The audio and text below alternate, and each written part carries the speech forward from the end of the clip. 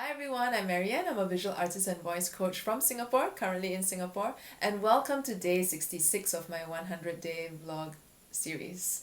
So if you're someone who has a dream and you really want to go after it and you want to do something with it in your life and to make it come true, and you're not quite sure how to go about getting started on that, or you've already started and you're feeling a little bit stuck and you're not sure if this is the right thing for you to do, or if this is the right dream to pick right now, or if this is really your passion or not, because some days you're just not feeling it. Well, this is a vlog series where I share my experiences around that in this journey that I have been going on for many years now, where I'm always going after my dreams and always making them happen in my reality.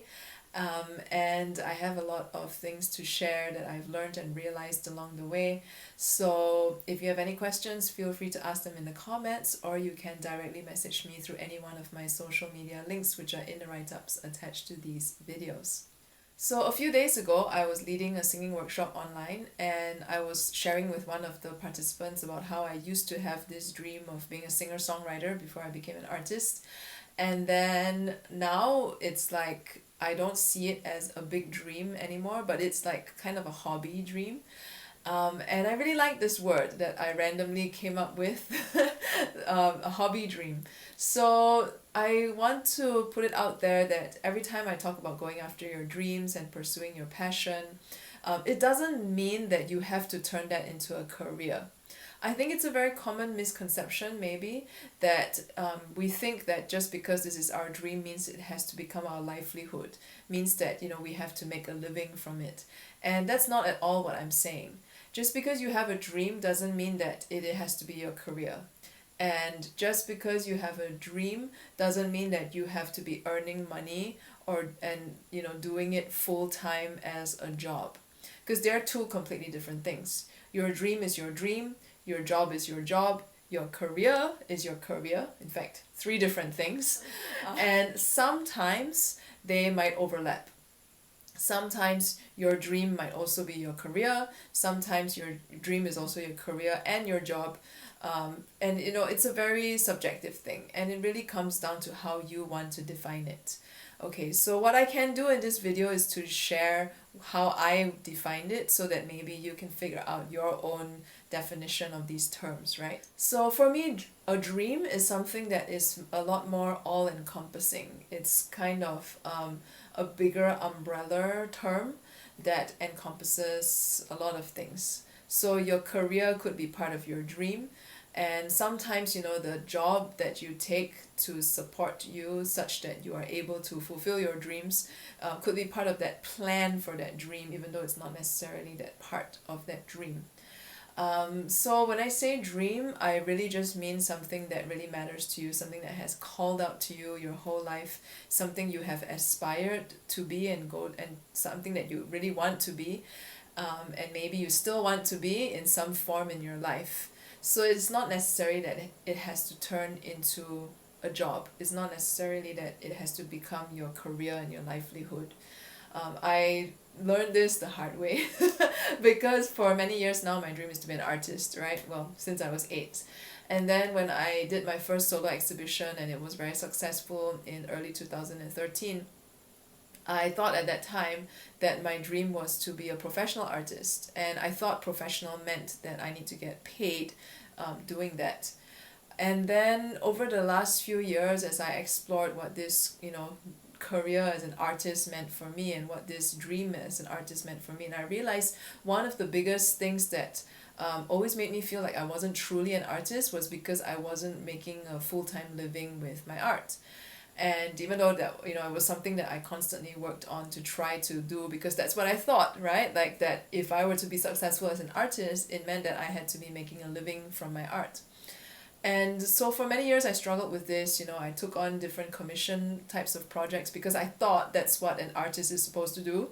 And a lot of times with these commission projects, they're not exactly things that I'm really passionate about, but it was just a way to make a living because I thought that was what I needed. Yes, I do need to make a living somehow, but it doesn't mean that it has to be through art. And then this year, I finally decided that, you know what, I'm gonna figure out how to really sell my art, because this is something that I've been kind of stuck with for a while, that I've just been earning a living through commissions, but not through doing my own work and selling my own work. So I worked with an art business coach, and I did this course and I did the homework, and I put myself out there following her system and the steps that are needed to, create an art business. And then when I did that, I realized that I am not aligned to it at all. I'm not aligned to telling people that, you should buy my art because it's all about pursuing your dreams and connecting to your dreams. And then to me, it was like, how does buying my art cause someone to go after their dreams? And when I realized that, this whole idea of pursuing your dreams and going after your passion was what I'm really passionate about, then the dream that I have is no longer just about being an artist, but rather it's about being a person who is living my life going, pursuing these dreams that I have and wanting other people to do the same. And being an artist became just a subset of this much bigger dream that I now saw for myself. And once that was clear for me, I no longer felt that I had to make a living from my art. I started to realize that I could have other options of making a living that didn't necessarily have to do with me being an artist. And because I was no longer confined to just being an artist and having to make a living with my art and with selling my art, I was now free to create a new kind of career, I guess, that isn't just about art. And that's where the voice coaching thing came in, because I also have a love for singing, and maybe someday I might record an album. I don't know yet. But what I'm saying is, once I started to see that the bigger dream isn't about me being an artist anymore, but about me going after my dreams and helping other people and supporting other people to do the same with their dreams, then it gave me a lot more room to figure out what kind of career I really wanted to create and what kind of jobs I can create, in order to make it sustainable for myself in the long run, so that I can really live out all my dreams. So I hope this helps in framing how you look at your dream as well, that really just because you want to be an artist doesn't mean that you have to make a full-time living from it. Just because your dream is to be, just because you love singing doesn't mean that you have to be a professional singer. It can be a hobby dream too. Just because you love writing doesn't mean that you have to become a published author. It is really up to you to decide what that dream means for you, and it's only when we test out the different forms of what our dreams could mean for us that we start to gather more data about ourselves and what really matters to us, and how do we create that life that we've always wanted for ourselves. So if you enjoyed today's video, subscribe to my channel on YouTube or like my Facebook page wherever you're seeing this on.